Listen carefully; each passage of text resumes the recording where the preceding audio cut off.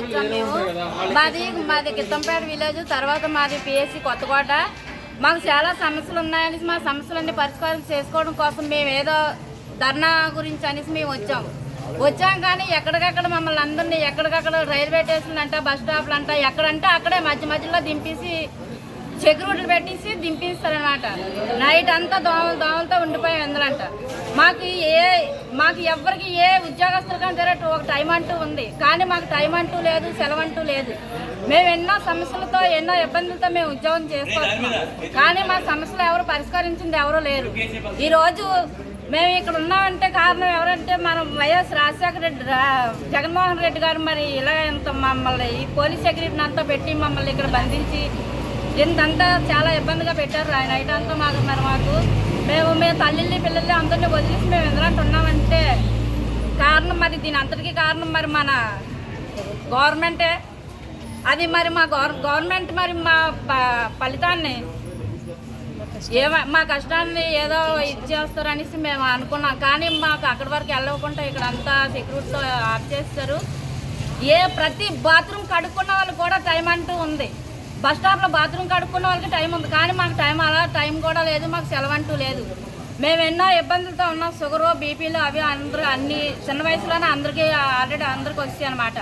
కానీ మేము ఏమైనా సరే మాకు ఏఎన్ఎఫ్స్ కానీ, హెల్త్ అసిస్టెంట్ కానీ, తర్వాత ఎమ్మెల్యేలు కానీ మాకు వాళ్ళు టైం కంటూ వెళ్ళమంటున్నారు. తర్వాత లాగౌట్ ఒకటి పెట్టారు మా ఫోన్లో.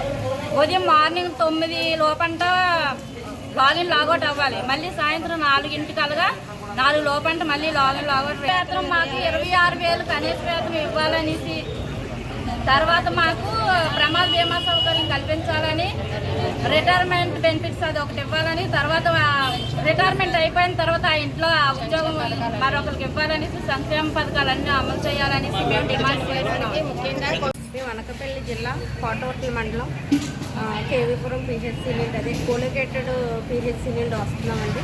మేమేమో నైట్ 8 గంటలకి అక్కడ నుండి బయలుదేరిన దగ్గర నుండి ఎన్నో ఆటంకాల్లో ఎదుర్కొని మేము ఇక్కడికి వచ్చామండి. ఇక్కడికి వచ్చిన తర్వాత వీళ్ళు నైట్ 12 గంటలకు అరెస్ట్ చేసి ఇక్కడ తీసుకొచ్చారండి. కనీసం మాతో పాటు తీసుకొచ్చేటప్పుడు ఒక లేడీ కానిస్టేబుల్ కూడా లేదండి. మేము ప్రశ్నించిన తర్వాత ఒక లేడీ కానిస్టేబుల్ తీసుకొచ్చారండి. ఇక్కడ ఉన్నాం. తర్వాత టిఫిన్లో ఇప్పుడు పెట్టారండి. ఇది వరకే మాకు షుగర్ పేషెంట్, బీపీ పేషెంట్లు ఉన్నారండి. ముందెళ్ళి తినేసి వచ్చాము. తర్వాత ఏంటంటే ఎంతో ఒత్తిడి, మాకు పనిభారం ఉండడం వల్లే మా సమస్యల మీద మేము పోరాడడానికి ఇక్కడికి వస్తే మేము మామూలు సామరస్యంగా వచ్చినందుకే మమ్మల్ని అరెస్ట్ చేసి ఇక్కడ తీసుకొచ్చారండి. మాకేంటంటే నైట్ డెలివరీ కేసు ఏ సమయంలో వచ్చినా సరే మేము లేచి వెళ్ళాల్సి వస్తుందండి. అంత పని ఒత్తిడి మాకు ఉందండి. మాకు ఇచ్చిన కనీస వేతనం 10,000 చేశారండి. కాకపోతే ఇప్పుడు ఉన్న ఖర్చుల నిమిత్తం అయితే మాత్రం ఆ 10,000 మాకు అయితే మాత్రం మా కుటుంబాలకు మా భర్త, మా 2 పిల్లలు, మాకు మాత్రం ఆ 10,000 సరిపోవట్లేదండి. మేము చేసి ఉదయం 9 గంటలకు సబ్ సెంటర్కి వెళ్తున్నామండి. సాయంత్రం 5 అవుతుంది, 6 అవుతుంది. ఒక్కొక్క రోజు డెలివరీ కేసు వస్తే ఉదయం నుండి సాయంత్రం వరకు సబ్ సెంటర్లో పనిచేసి కూడా మళ్ళీ హాస్పిటల్కి వెళ్ళి అక్కడ తెల్లవారులు వస్తుందండి. 2 రోజులోనే 3 రోజులోనే కేసు డెలివరీ అయితేనే కానీ మేము ఇంటికి రావడానికి అవ్వట్లేదండి. ఒకవేళ కేసు సీరియస్ అయ్యి హాస్పిటల్ కేజీహెచ్కి రెఫర్ చేస్తే కనుక ఆ కేజీహెచ్లో కూడా ఉండిపోవాల్సి వస్తుందండి. కనీసం మాకు రవాణా సౌకర్యం కూడా ఏమీ లేదండి. ఎవరో ₹1 ఇచ్చేవాళ్ళు ఎవరు కూడా లేదు. 2 రోజులోనే 3 రోజులోనే. కానీ ఇన్ని బాధలతో మేము చేస్తుంటే ఈ ప్రభుత్వానికి ఏమీ పట్టట్లేదండి. మాకు కనీస వేతనం 26,000 చేయాలండి. తర్వాత ఏమైనా బెనిఫిట్స్ ఇవ్వాలండి. తర్వాత ఏమోనే ప్రమాద బీమా సౌకర్యం కల్పించాలండి. రిటైర్మెంట్ బెనిఫిట్స్ ఇవ్వాలండి. ఆశాలను ప్రభుత్వ ఉద్యోగాలుగా గుర్తించాలండి.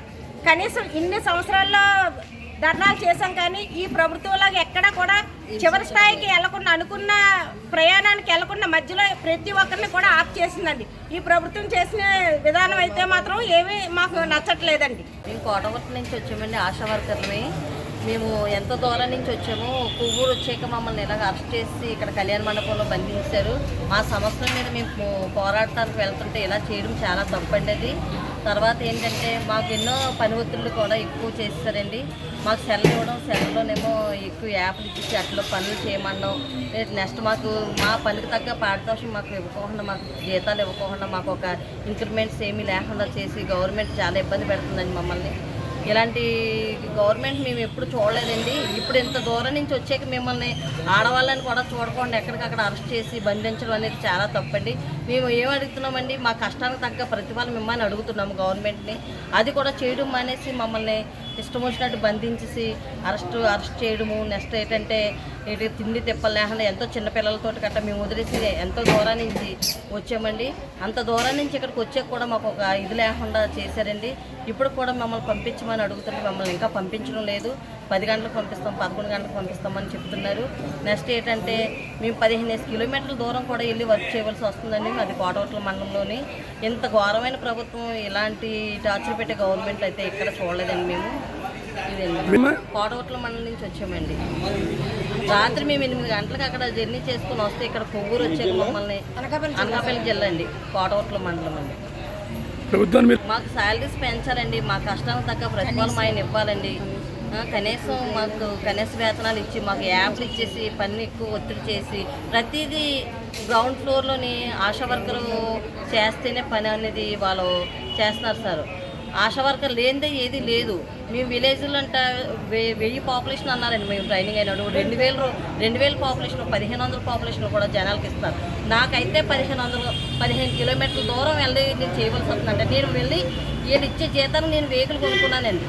స్కూటీ కొనుక్కొని నేను 15 కిలోమీటర్ల దూరం నేను వెళ్ళి అక్కడ వర్క్ చేయవలసి వస్తుందండి. ఎన్నిసార్లు నాకు యాక్సిడెంట్ అయిందండి, కానీ కనీసం ఎవరు కూడా పట్టించుకున్నదే లేదు. 15 కిలోమీటర్లు అంటే దూరం అండి.